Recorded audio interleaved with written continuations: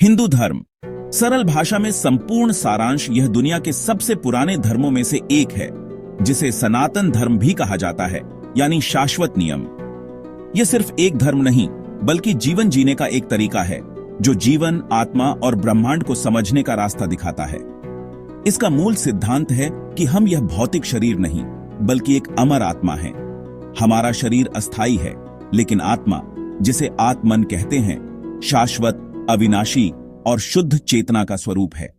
यह आत्मा उस परम सत्य ब्रह्म का ही एक अंश है। ब्रह्म वह अनंत, निराकार और सर्वव्यापी चेतना है जो हर कण में मौजूद है और जिससे इस पूरे ब्रह्मांड की उत्पत्ति हुई है।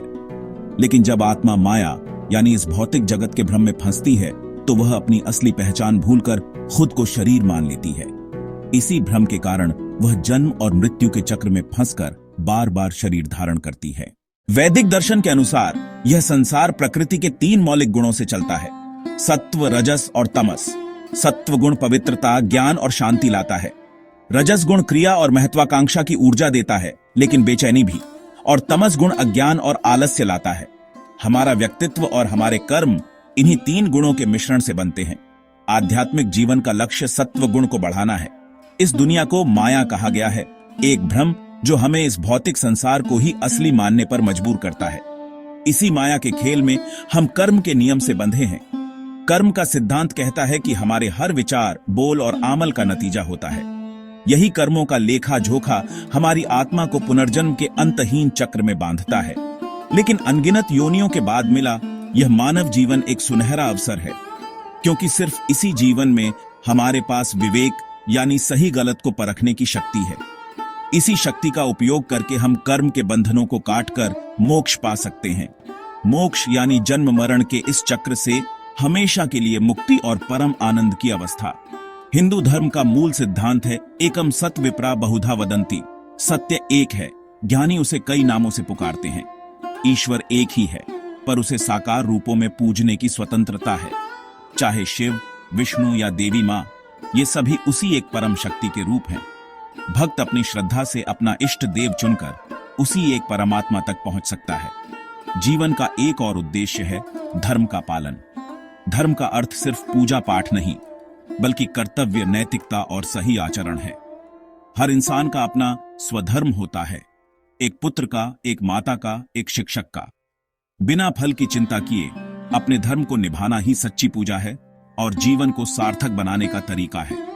ईश्वर से जुड़ने के लिए यानी योग के लिए 4 मुख्य रास्ते बताए गए हैं: ज्ञान योग, बुद्धि और विवेक के जरिए सत्य को जानना; कर्म योग, निष्काम भाव से अपने कर्तव्य निभाना; भक्ति योग, प्रेम, प्रार्थना और समर्पण से ईश्वर को पाना; और राजयोग, ध्यान और प्राणायाम से मन पर नियंत्रण करना।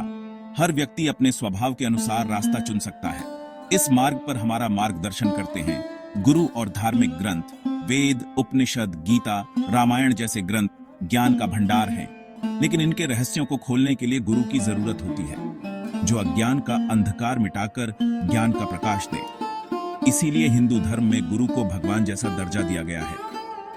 हिंदू धर्म में समय को एक चक्र के रूप में देखा जाता है, जो 4 युगों से गुजरता है: सतयुग, त्रेता युग, द्वापर युग और कलयुग। सतयुग में धर्म चरम पर होता है और कलयुग, वर्तमान युग में सबसे कम। कलयुग के अंत के बाद चक्र फिर से शुरू होता है और सतयुग लौटता है। यह सृष्टि और प्रलय का चक्र अनंत है। अंत में हिंदू धर्म की सबसे सुंदर बात है उसकी विविधता और समावेशिता। यह हर व्यक्ति को अपनी श्रद्धा और समझ के अनुसार ईश्वर तक पहुंचने का रास्ता चुनने की आजादी देता है। रास्ते अनेक हो सकते हैं, जैसे होली, दिवाली जैसे त्योहारों में इसकी विविधता दिखती है, पर सबका लक्ष्य एक ही है: माया के बंधन से मुक्त होकर परम सत्य यानी मोक्ष को पाना। निष्कर्ष, हिंदू धर्म सिर्फ एक मजहब नहीं, बल्कि जीवन जीने का एक गहरा विज्ञान और दर्शन है। यह एक संतुलित और सार्थक जीवन के लिए एक संपूर्ण ढांचा प्रदान करता है, जिसमें हमारे कर्तव्य, कर्म और आध्यात्मिक विकास शामिल हैं। यह प्राचीन ज्ञान आत्मा की यात्रा को समझाता है और उसे परम सत्य से जोड़ने का मार्ग दिखाता है, जो अंततः मोक्ष की ओर ले जाता है।